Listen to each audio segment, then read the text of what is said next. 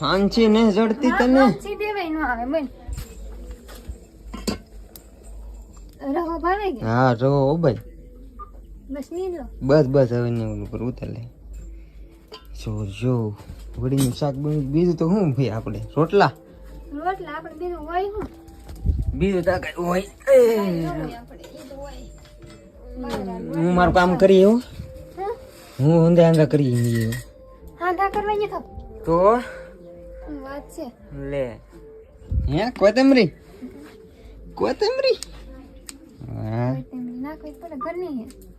હા આમ તો આપણે ઘરનું બકાલું જ છે ને તો તોય તને કઈ ભાવે નહીં બોલ હું કામ કહું મને ગવારનું શાક નો ભાવે બાકી બીજું ઊંધું ખાઈ લઉં આલે ગવાર છે પણ બે ભાઈના આથી ખવડાવ્યા કરતો મને ગવાર બી વેલો સોપી પછી ઘીવાળી સોપી કી હું ધરાઈ ગયો બસ